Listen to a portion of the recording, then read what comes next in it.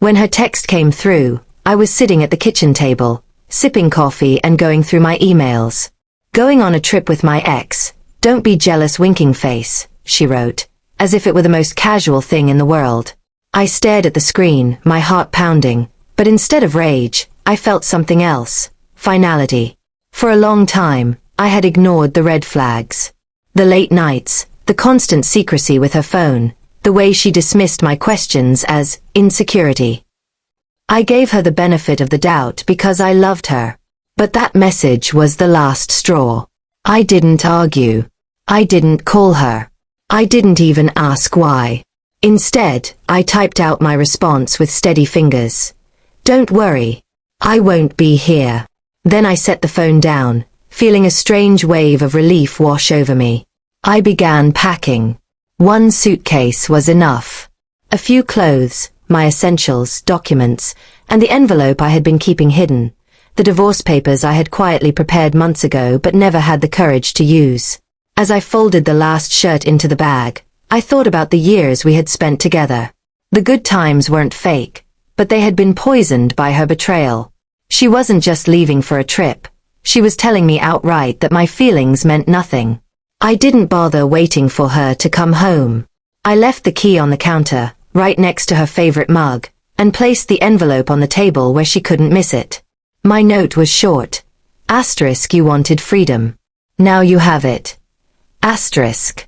The drive away from our house felt surreal. For the first time in years, I wasn't weighed down by suspicion or doubt. I wasn't checking her phone when she wasn't looking, or staying up at night wondering who she was texting. It was like breathing clean air after years of suffocation. Hours later, she called me. I let it ring. Then she texted, "What do you mean you won't be there? Where are you?"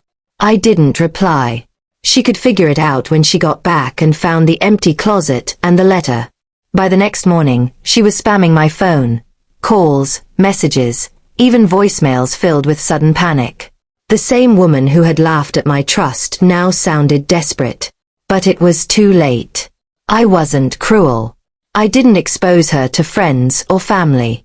I didn't fight. I simply walked away, leaving her with the one thing she never expected: silence. That was my revenge. Days turned into weeks, and I started to rebuild. I focused on myself, on work, on reconnecting with people I had pushed aside while trying to save a relationship that was never worth saving. She tried showing up at my new place once, tears in her eyes, saying she had made a mistake. I listened, but I didn't feel the pull anymore. Something inside me had closed the moment she sent that text. I wished her well, then shut the door. This time, it stayed shut. Looking back, I realized she thought she could control me with jealousy, that I would cling harder if she flaunted her disloyalty. But she miscalculated. Instead, I gave her the one thing she never thought I had the strength to give: my goodbye. And that was the end. No shouting, no begging, no drama. Just freedom.